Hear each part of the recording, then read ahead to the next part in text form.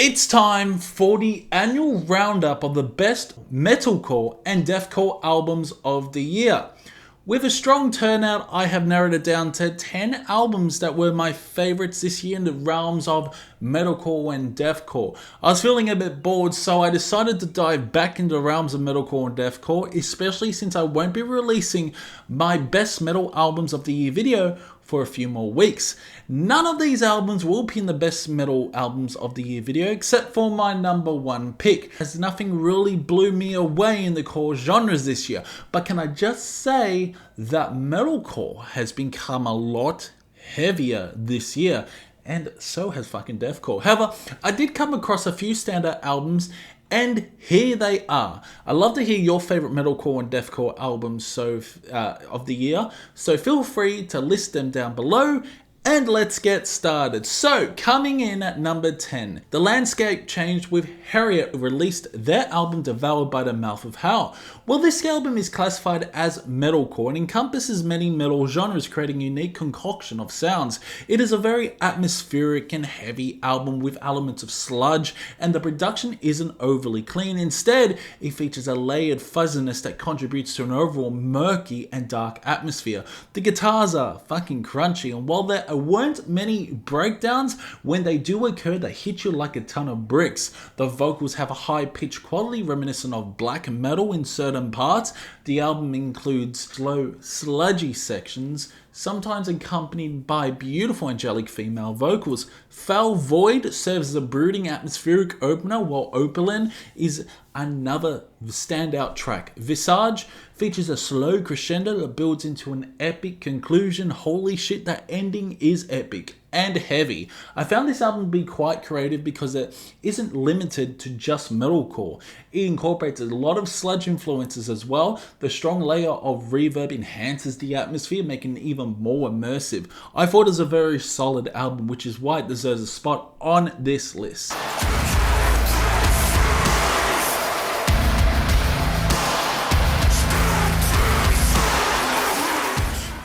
Coming at number 9, the Swedish band Throne and the album Excessive Guilt deliver an onslaught of crushing metalcore this year. Although this album is short, it certainly packs a fucking punch. Each track may be brief, but the machine-like guitar riffs, insane vocals, and experimental elements make a lasting impact. The dissonant melodies are present, but overall you have a solid heavy metalcore album that doesn't overstay its welcome. Songs like Guilt will fire a hole into your fucking head, while Bitter Friend slows things down, incorporating like sort of electronic elements and even hints of hip-hop. Then there are tracks like Bloodsucker, which will draw a hole in your skull with its insane breakdowns, many of which are innovatively incorporated throughout the album. Excessive Guilt possesses a replayable quality. You'll need to listen to it a few times to fully appreciate its depth, but once it clicks, it's one hell of a fucking ride. Clocking in at about 23 minutes, the album is short but features 11 tracks, making it a relentless journey through Breakdown City.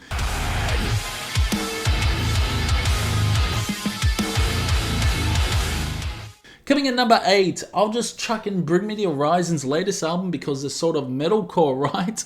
Posthuman Next Gen continues to showcase the band's knack for surprising you with each new release. The album retains the classic Bring Me the Horizon essence, featuring hard-hitting instrumentals and a compelling blend of aggressive and clean vocals that enrich each track. The musicianship is truly impressive, with standout songs like Utopia demonstrating an emo influence that feels like a tribute to the band's roots while also venturing into new territory. In contrast, tracks like Top 10 Statues That Cry Blood deliver a heavier sound, complete with unexpected breakdowns that lend a distinct flair to the album. Limousine often evokes the spirit of Deftones here, and it manages to elevate that sound to new heights. While the album is filled with catchy choruses and moments of brilliance, the interludes are a bit annoying, but I usually skip them. Despite its strengths and innovative approaches, the album's genre-blending nature can be somewhat perplexing at times. For example, Utopia showcases fusion of blast beats and melodic elements, adding layers of complexity to the overall sound, but this album does definitely grow on you, so go check it out.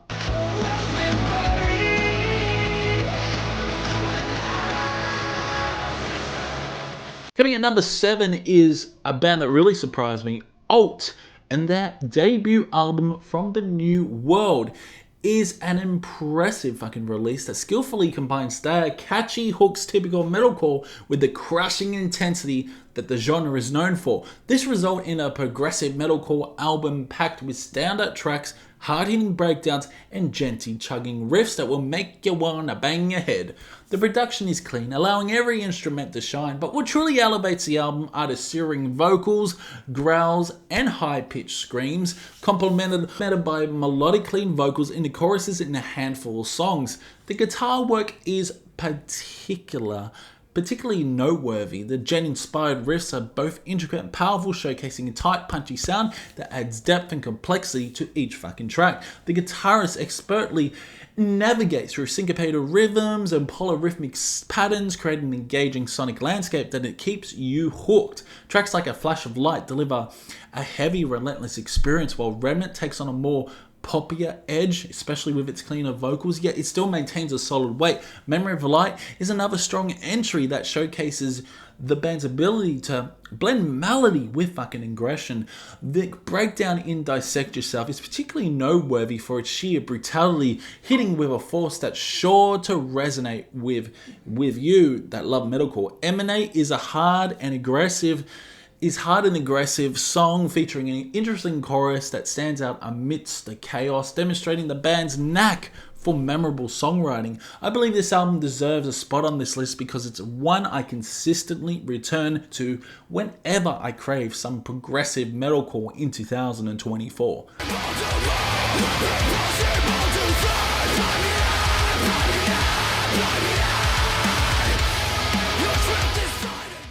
Let's drop the ball to 6. Boundaries and their album Death is a Little More. Ooh. We're very close to getting a review. This album was very close to getting a review on Discovery, but unfortunately I just couldn't fit it in. I'm going to say it right here. This is one of the heaviest albums I've heard in 2024. With crushing breakdowns, manic vocals, incredible fry screams and growls, it delivers an unrelenting 33 minutes of sheer heaviness. Granted, there are some cleaner vocals sprinkled throughout, but they are quite rare, only appearing in a handful of songs, while the rest is pure, in-your-face fucking metalcore. This is brutal metalcore at its finest, featuring tracks like Turning Hate into Rage, which hits with ferocity, and a chaotic like Pedal from a Storm, a track that is more noise than structure, showcasing vocals that are simply manic. The title track, Death is a Little More, offers a unique twist, while Scars on a Soul delivers a hard-hitting punch that leaves an impact. Blood-Soaked Salvation is one of my favorite tracks on the album, and Inhale the Grief wraps up things with a punishing finale. This entire album is filled with unpredictable breakdowns and a raw, even dare I say, a raw production style that sets it apart from typical metalcore releases. Death is a Little More is easily one of my favorite metalcore albums of the year, which is precisely why it's featured on this video. If you're expecting poppy choruses, electronics, or any pop elements such as what Bad Omens does, you've come to the wrong place. Boundaries will hit you like a freight train, putting a hole in your chest until your heart falls out. This album is punishingly heavy, dare I say heavier than some death metal and even black metal albums out there. If you're ready for relentless auditory assault, look no further than Boundaries and Death is a Little More.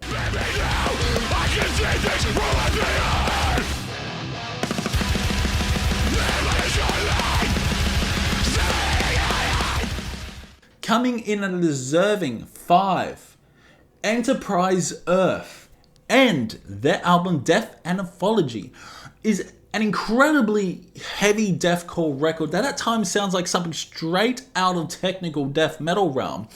I don't understand why deathcore isn't considered as metal. This is clearly a metal album. If you are new to the metal genre, you might instantly perceive this as extreme metal and assume it's technical death metal. However, upon realizing that the production is very polished and filled with atmospheric elements along with crushing breakdowns, you'll recognize that leans more towards progressive deathcore with a high level of fucking technicality. This is a really solid deathcore album. It's technical and in your face, showcasing some impressive guitar work. The chugging riffs are complemented by intricate guitar licks and solos, making it hard to understand how this isn't classified as metal. I don't understand it. In fact, not even Metal Archives lists it as metal, which blows my mind because this is undeniably heavy and one of the heaviest albums of the fucking year, along with Boundaries. The sound is very epic, and I particularly like tracks like Face of Fear, Spineless with its monumental breakdown on that, and Casket of Rust, which maintains a strong death metal edge. Blood and Teeth features cleaner vocals that build up to an explosion of fucking aggression. The vocals range from deep guttural growls to high-fry screams, showcasing a wide dynamic range. Additionally, Matt Heafy from Trivium makes a guest appearance on Curse of Flesh, which serves as a fantastic way to conclude the album, delivering a blend of technicality and chaos. Overall, this is a very good deathcore album. The production is layered with atmosphere that feels sterile yet powerful. The melodies are well crafted, and cleaner, more melodic vocals are introduced throughout the second half. The drumming on this album is spectacular, further enhancing the overall experience. Amazing album. Go check it out.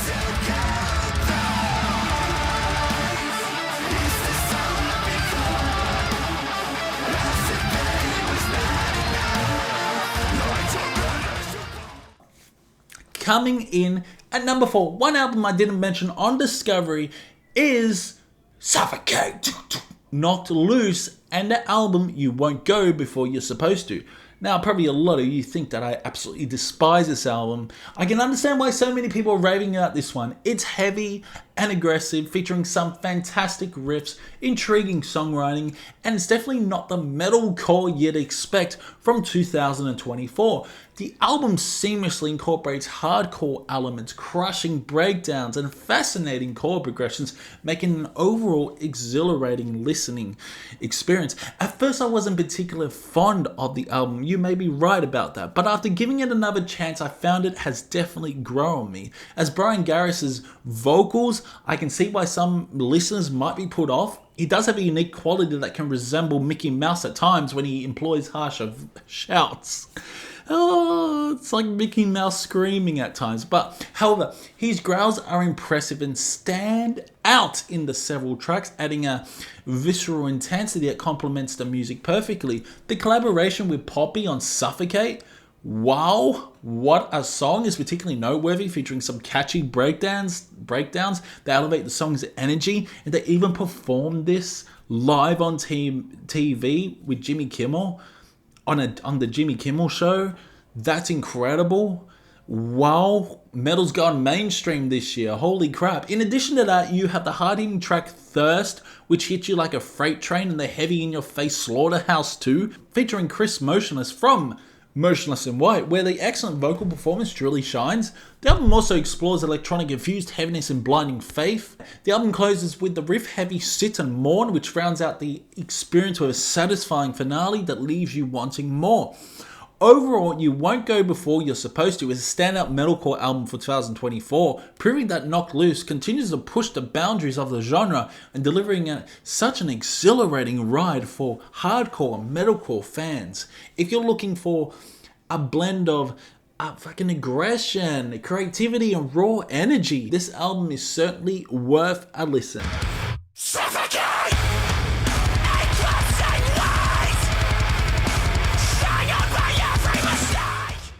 So coming at number 3 is we have Awake in Providence. They released an album, I Wrote to You, My Darling Decay. Initially, I had some reservations, especially when I first laid eyes on the album cover. It didn't immediately convey deathcore to me, leaving me uncertain about what to expect. However, as soon as I pressed play, I was immersed in a lush soundscape filled with orchestral arrangements and operatic vocals. The intricate layering of pianos and trumpets introduced some depth to the music that took me by surprise. This album is heavy, technical, and progressive, without a doubt one of the standout deathcore records of 2024, in my view. From start to finish, the crushing riffs and powerful breakdowns kept my attention firmly locked. The vocals are a blend of clean and guttural styles. The breakdowns deliver a powerful punch, and the technical elements combined with fast-paced orchestral sections impart a symphonic and epic quality to the music. I would categorize this as like symphonic progressive deathcore, and there's so much to fucking appreciate about this record.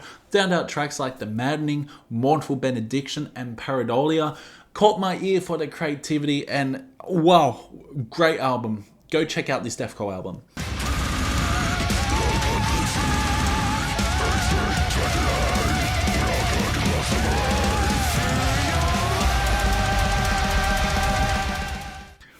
At number 2, and this is my favorite deathcore album, it's Ingested's album. This is deathcore, The Tide of Death and Fractured Dreams. It's my favorite deathcore album. It features terrific songwriting, majestic breakdowns, sinister demonic vocals, and each song is quite fucking catchy. I enjoyed every aspect of this album. At times it sounds more like death metal, but it definitely contains a lot of deathcore elements. The melodic hooks from the guitars create an in-your-face experience from start to finish. Tracks like Expect to Fail deliver ominous doomy riffs that lead into a monstrous breakdown, while Where No Light Shines features an eerie guitar melody that adds to the overall atmosphere. There are solos throughout the album, and while it is technical at times, it still maintains a strong sense of melody. The pristine production makes it sound epic as well. A Path Once Lost is such an interesting song, primarily featuring cleaner vocals, and those growls come in later on, and I've come to fucking love this song. This album is just heavy, hard-hitting. It will blow your socks off or your cock off. Whether you classify it as deathcore or death metal, let's just say it's a hybrid of the two genres, two of both worlds, and I love it. Start the Fire is particularly noteworthy, filled with heart-wrenching deathcore elements and those squealy guitars. It's great, and I enjoyed every moment of it. I read it on Discovery as well, and I'm pretty sure I gave it a high score. I stand by my fucking decision.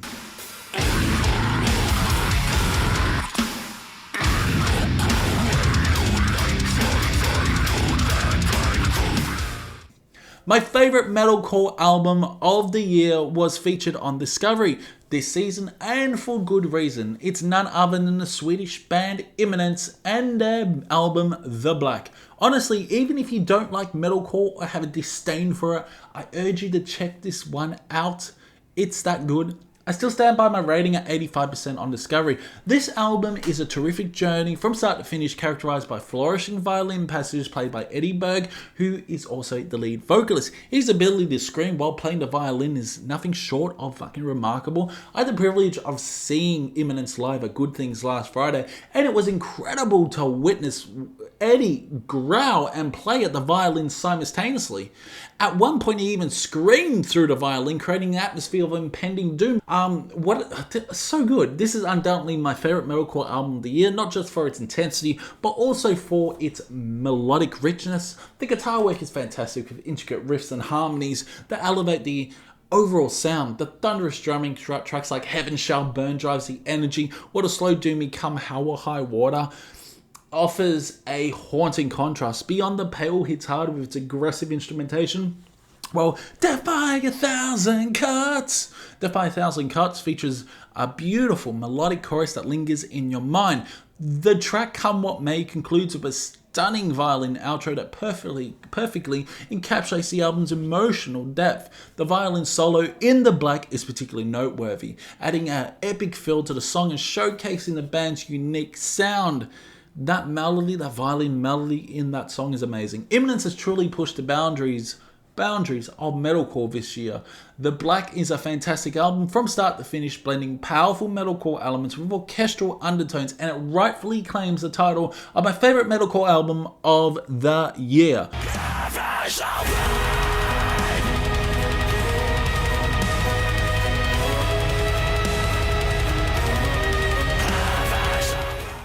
So that's it. There we are, done and dusted. Metalcore, deathcore albums, best of the year, done. Let me know your favorite metalcore or deathcore albums, and can I just say that metalcore was okay this year? A lot heavier this year than a lot of years that I've explored. Less cleaner vocals, more aggression, a lot of aggression. But yeah, let me know your favorite metalcore albums down below. Do you agree or disagree in my opinion? Next year, we're lifting the band from metalcore and deathcore. And if I like the album, there's no doubt I will be featuring it on Discovery, even if it's metalcore or deathcore. So we're going to lift the band off metalcore and deathcore for next year. And let's hope we have another good year of metalcore and deathcore. It's been fun, and I'll see you in the next one.